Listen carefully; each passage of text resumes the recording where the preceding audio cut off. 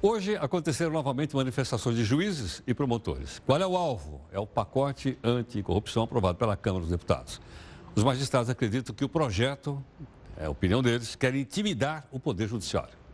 A faixa deixa claro o motivo da manifestação. Um dos juízes leu uma nota representando os colegas. Sob o manto, quase irônico agora, de combate à corrupção, parcela majoritária dos parlamentares feriram gravemente a independência do Judiciário e do Ministério Público, a pretexto de coibir eventuais abusos de autoridade. Para este promotor de justiça, a alteração no texto tem como alvo aqueles que trabalham nas investigações, como é o caso da Lava Jato. É uma intimidação disfarçada. Essa é uma lei que visa, aparentemente, intimidar. Isso vai causar um desequilíbrio, não só na atuação dos promotores e procuradores, como também dos próprios juízes, né? Que dentro daquela forma como foi projetada a lei, ela vem a atingir o exercício da função desses promotores, procuradores e juízes. No texto original do projeto, 10 medidas foram apontadas, como crime de enriquecimento ilícito. Este foi um dos trechos retirados pelos deputados na madrugada de quarta-feira, em uma sessão na Câmara. Outra mudança deixa os membros do Ministério Público descobertos. Juízes e membros do MP seriam responsabilizados por abuso de autoridade. Se eu condenar um réu e o tribunal depois entender que aquele julgamento não está correto, que era o caso de absolver, eu, por conta disso, cometi um crime infringindo o texto que está sendo aprovado. Isso é um completo absurdo. Bom, mais uma explicação para você que é o seguinte. Hoje eu fiquei sabendo que no Supremo Tribunal Federal, dos 11 ministros, 6 foram juízes, 5 não foram.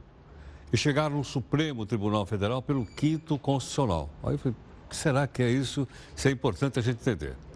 O advogado, doutor Martim de Almeida, gentilmente está aqui conosco. Martim, boa noite, obrigado. Boa noite. Um prazer, obrigado por ter vindo.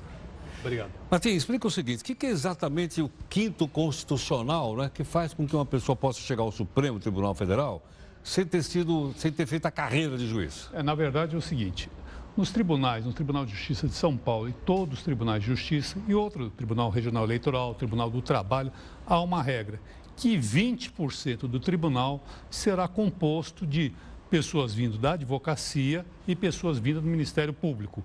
Então, na advocacia há uma eleição em São Paulo, estou falando do caso de São Paulo porque há outros estados que é eleição direta, mas vamos falar de São Paulo.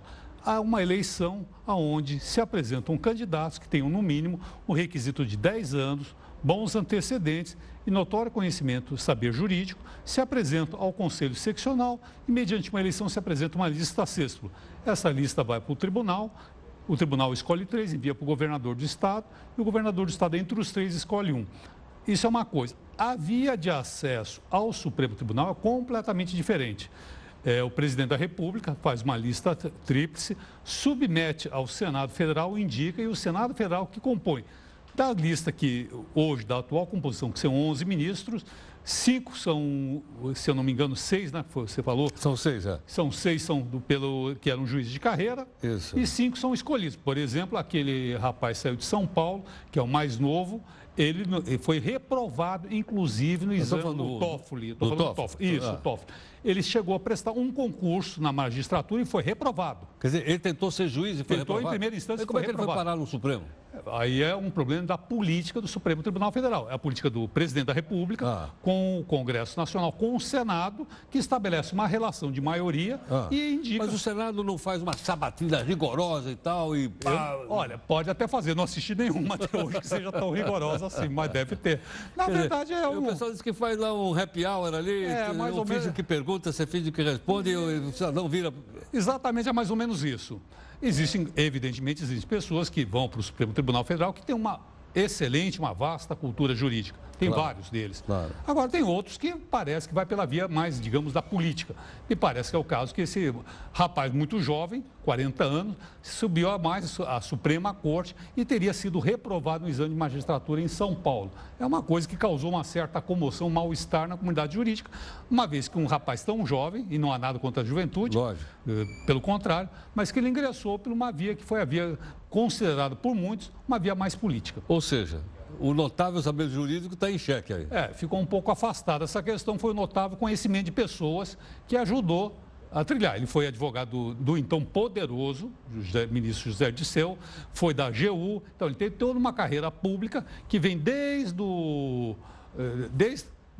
deputado federal José Dirceu até o ministro José Dirceu. Então, essa história é uma outra história. Agora, nós temos uma ministra, por exemplo, a Carmen Lúcia. Ela tem um notório saber jurídico. Sem dúvida. Ninguém questiona. Ela é juíza. Ela é juíza, isso. Eu já tive a oportunidade de ter pessoalmente com ela, acompanho os votos na TV Justiça e realmente é uma pessoa que tem excelentes posições. Nem todos têm essa cultura jurídica. Mas isso vem do nosso passado. Quando teve a Constituição de 1891, eu era muito pequeno aí naquela época, mas acho que era 91, foi na época do Floriano. Foi por aí. É isso ou não? É isso aí. Então podia botar alguém de notável saber jurídico, mas o cidadão podia ter qualquer profissão. Exato. Há o registro, exato. Há inclusive o registro de pessoas que nunca foram advogados, não cursou nenhuma carreira, há o registro de pessoas que subiram. Parece que foi um médico que se tornou... Barata Ribeiro, agora... Barata Ribeiro, isso. Barata Ribeiro. Subiu, ele era médico... E se tornou... Podia até gostar de lei, né, meu? Mas dizem até que foi um bom ministro. Foi um bom ministro? Puxa, então ele conhecia a lógica jurídica, dizem que ele conhecia a lógica, muito operou com a lógica nesse caso aí. Eu não sei. Mas, em geral, aqui em São Paulo, a via do quinto constitucional, nós temos indicado, eu falo pela advocacia, mas também poderia tomar liberdade pelo Ministério Público. Claro. Eu tenho visto excelentes membros do Ministério Público, excelentes advogados que foram pela via do quinto constitucional e estão dando uma grande contribuição no tribunal, que está afogado de processos, 23 milhões de processos. O Tribunal de Justiça de São Paulo. Quanto tem? 23 milhões, o acervo. 23 milhões de processos? 23 milhões. Esperando solução? Esperando solução. A população do Estado, bom, a grande 40. 40. Agora, quem é o maior litigante? Quem é o maior? O Estado. O Estado, o INSS. Então, quais são pegados? Entrar no site do CNJ agora, pedir para a sua equipe, entra no site do CNJ, eu vou dizer, sem olhar, 9 dos maiores litigantes são ligados entes públicos, o Estado, União, município, algum. E, por último, deve ter um banco que tem uma carteira imobiliária muito grande, então tem muito processo. Se o governo deixasse de litigar, deixasse de repetir tanto, desafogaria esse número. E a justiça cidadão, como nós que estamos lá, temos direito, queremos direito, temos sede de justiça, poderíamos ser atendidos, o que acaba não acontecendo. Agora, Martim, por que o Supremo está tão afogado? Você tem 11 ministros lá. Porque é o seguinte, o Supremo Tribunal Federal tem magistrados, tem 1.400 habeas corpus para julgar. E tem um excesso, sobe muita matéria. Desde que a matéria seja considerada constitucional, o recurso seja feito direitinho, o recurso especial seja feito direitinho, só para lá. Aí vai atulhando. Fora os processos novos que entram. Então, há os processos do Estado. O Estado brasileiro, em suas dívidas, quando se encontra como devedor, também se nega a pagar. Então, há um excesso de processo. São 11 para julgar. Recentemente, teve uma visita de um ministro da Suprema Corte norte-americana. Perguntou para um dos ministros lá, quantos processos você tem? A pessoa respondeu, eu tenho 15 mil processos. O senhor acredita? Eu falei, não acredito. Eu julguei 70 num ano só. Quer dizer, lá um ministro julgou 70. 70. Aqui ele tem que julgar 15 mil? 15 mil. É um número... É desumano. Então, o problema todo está centrado na desorganização da justiça e o fato do Estado brasileiro ser renitente no sentido de não querer resolver seus problemas, não querer pagar os seus credores, não quer pagar. Então, vai para o precatório, não vai atender, cria incidente. Não paga, não acontece nada. Vai levando. Vai levando. Existe uma regra fazendo, tem intervenção no Estado. Acontece? Não, nunca ouvi. Eu também nunca ouvi. Eu só vi na República Velha. Agora não acontece. Não acontece simplesmente. Vê o que está acontecendo no Rio aí. Pois é, no Rio. Aliás, se ele viesse no Rio, é provável que ele tivesse que pagar todas as contas do Rio de Janeiro ou não? Não tenha dúvida. Está louco. No Rio era o Rio de Janeiro é o Brasil de amanhã. O que a gente está vendo acontecer no Rio vai acontecer daqui a pouco com o resto dos estados brasileiros. É o caos. É o Estado que não funciona, é a segurança pública que está na bancarrota, é a saúde pública. Enfim, é o Estado que está dando calote. E é o que vai acontecer se a gente não olhar com o Brasil com atenção. Se a gente não olhar com atenção, vai acontecer exatamente o que está se passando no Rio de Janeiro. Agora eu pergunto, seria caso ou não do Estado do Rio de Janeiro sofrer uma intervenção? Me parece que sim. Pelo Estado, pelo caos. Aquilo é um caos. Não tem outra palavra para definir o Rio. Martim, fica mais um instantinho aqui, a gente vai conversar um pouco aqui no portal. Tudo bem? Tá ótimo. Só um instantinho.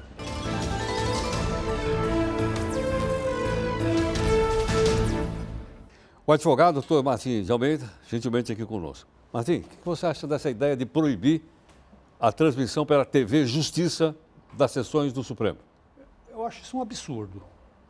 Nós vivemos, pouco antes, você estava conversando aqui com o advogado, doutor Maurício Januzzi, professor da PUC, amigo, colega meu, eu prestava muita atenção na explicação dele, e falava em compliance, ou seja, empresas privadas hoje têm obrigação de publicar seus dados, transformar em transparência sua relação com entes públicos.